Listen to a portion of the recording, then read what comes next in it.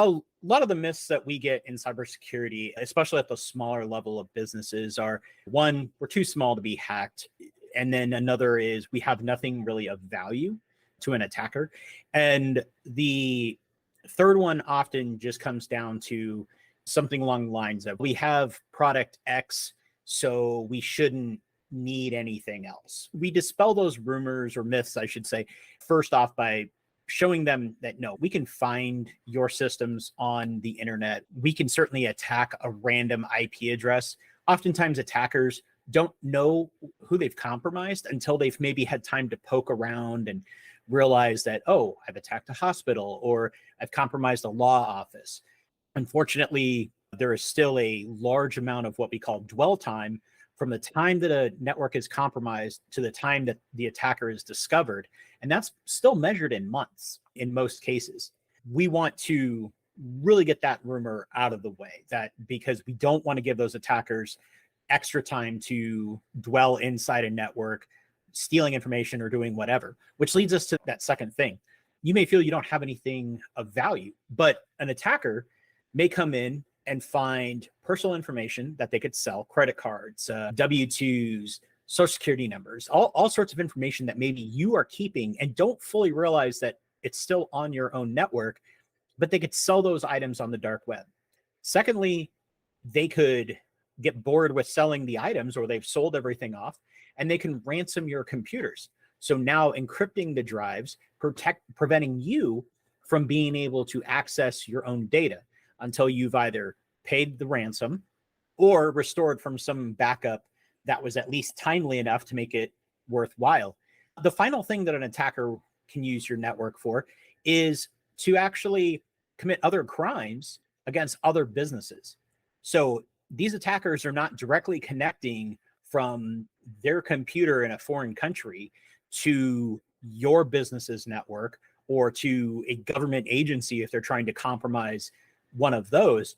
They have a series of proxies, whether they're machines that they're renting online through some fake names, stolen credit cards, or they've compromised a chain of different machines, allowing them to cut off that trail of breadcrumbs back to them.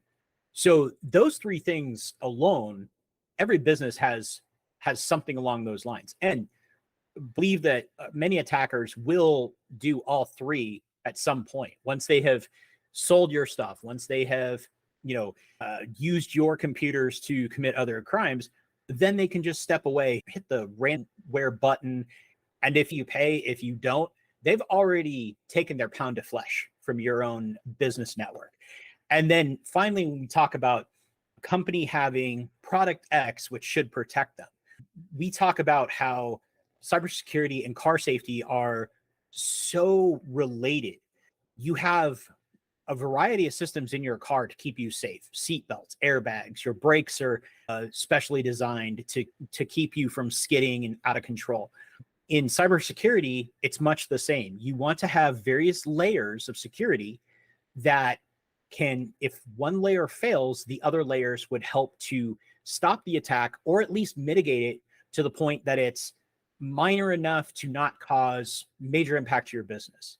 If one computer is taken down by malware, it's far better than the entire network. Those myths are probably 30% of what we do when we work with new clients. Is just educating them to how these things are there and helping to dispel those. One thing that the last few years have brought to us is just the amount of remote work that's happening.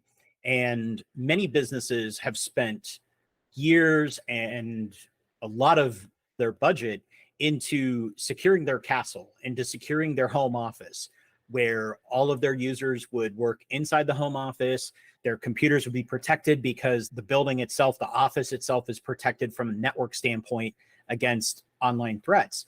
But then when they sent everybody home, they made everyone flee from the castle. They said, go out to your own homes and do the best you can.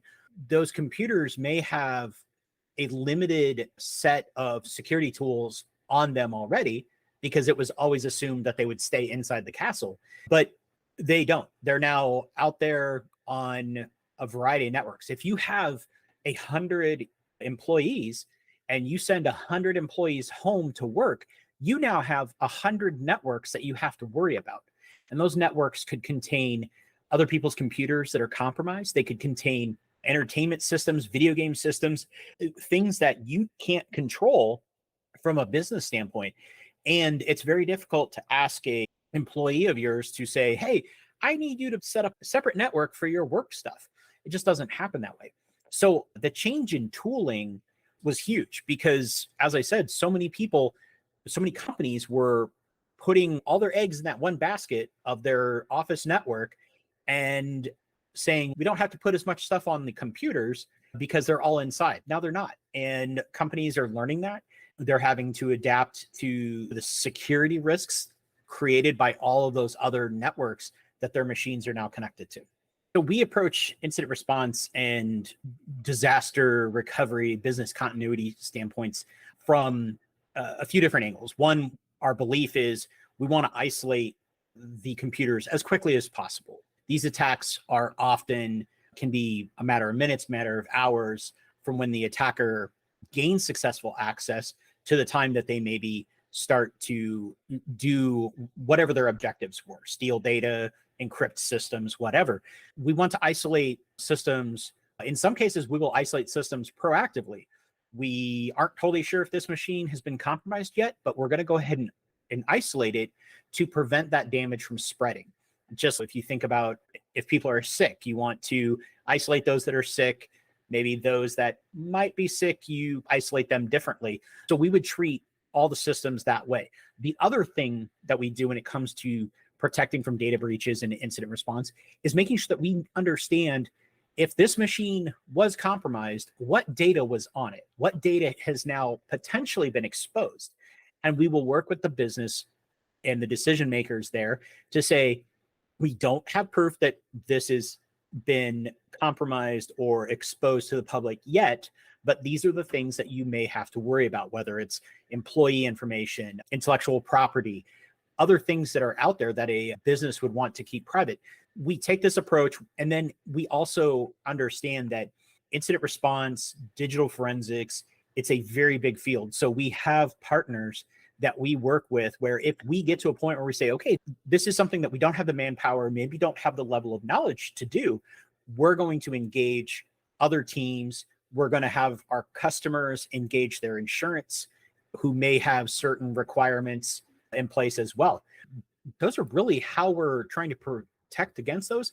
And we practice, we train with our teams, both in doing virtual attack labs, but also by doing tabletops where we will simulate if this happens, what do we do next? And then once we get to a point where we say, I don't know, that's when we've realized that there's a new procedure that we have to write to address that I don't know.